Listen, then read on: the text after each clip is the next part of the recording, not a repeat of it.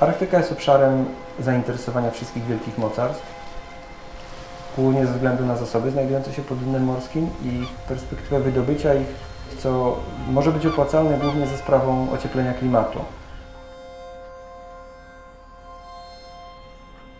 I o ile póki co mówi się o tym temacie stosunkowo niewiele, to wydaje mi się, że w perspektywie najbliższej dekady to, co wydarzy się w Arktyce, będzie równie ważnym tematem jak katastrofa klimatyczna.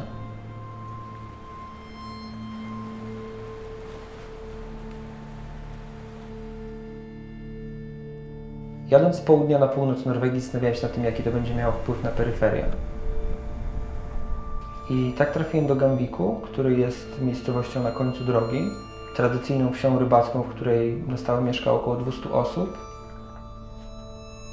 Chociaż jest to jedna z większych miejscowości w okolicy, to od lat 80. nie zbudowano tutaj żadnego domu.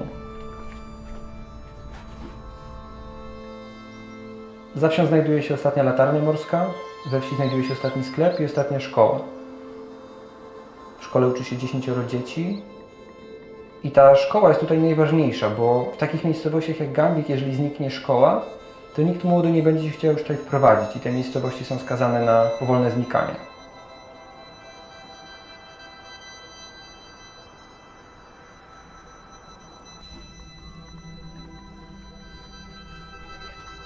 To nie ta egzotyka ostatniego miejsca czy końca mapy jest tutaj najbardziej pociągająca, tylko motywacja i siła tych ludzi, żeby spróbować to miejsce z całą jego kilkusetletnią historią ocalić.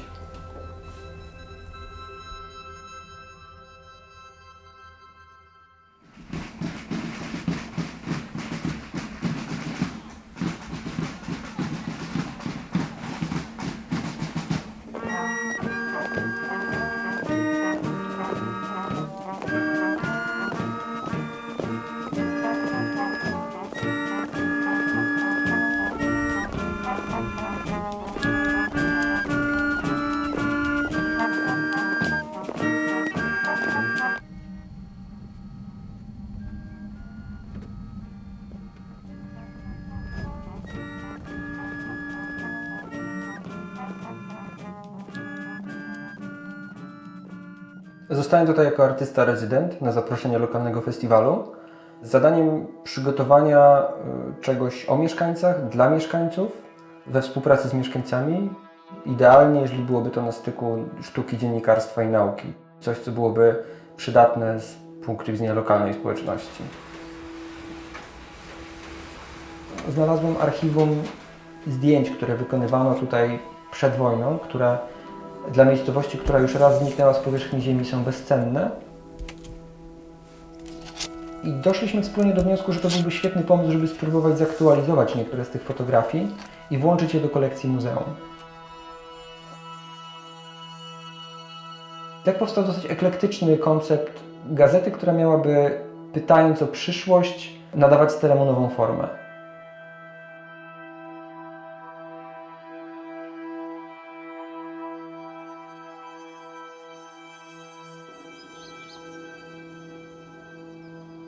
Zapoznanie się ze wszystkimi wymagało czasu, bo jako osoba z zewnątrz musiałem jakoś zaistnieć na radarze i ponieważ pracuję stosunkowo wolno, używając aparatu jako narzędzia do patrzenia, ja nigdy nie fotografuję natychmiast, raczej najpierw oglądam sobie to, co chcę sfotografować, a dopiero potem wracam.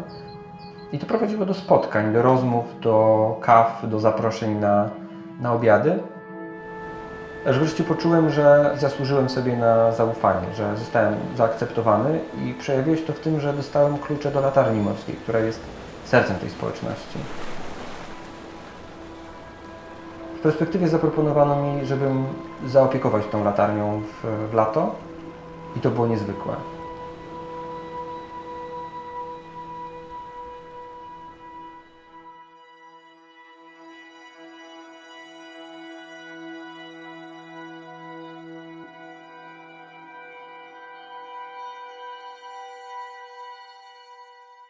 Do tej pory używałem głównie wielkoformatowych kamer i negatywów Fujifilm, przede wszystkim ze względu na kulturę pracy z takim aparatem, który wymaga od nas dużo większej uważności. Taki aparat widzi zupełnie inaczej niż ludzkie oko. Używam GFX-a, a nie pełnej klatki, Dlatego, że fizycznie większy sensor w proporcji 4:3 jest bliżej głębi i jakości, której do tej pory oczekiwałem od wielkiego formatu. Złapałem się też na tym, że coraz częściej potrzebuję aparatu, który zachowując tę kulturę pracy, będzie też szybszy i bardziej elastyczny.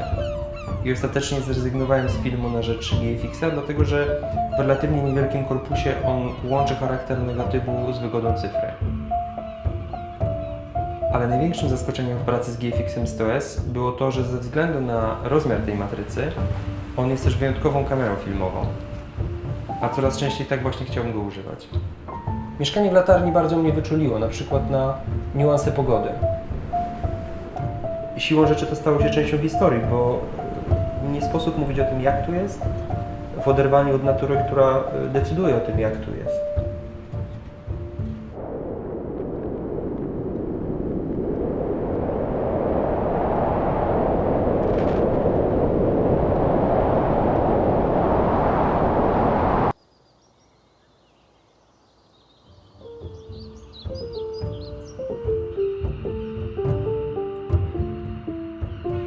To skierowało moją uwagę w stronę zwierząt.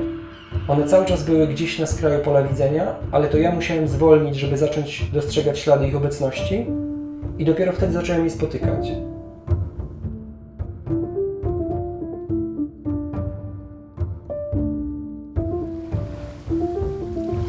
Myślę, że tracąc zwierzęta z oczu zgubiliśmy coś istotnego. Chciałbym, żeby wszystko, czym się teraz zajmuję, obracało się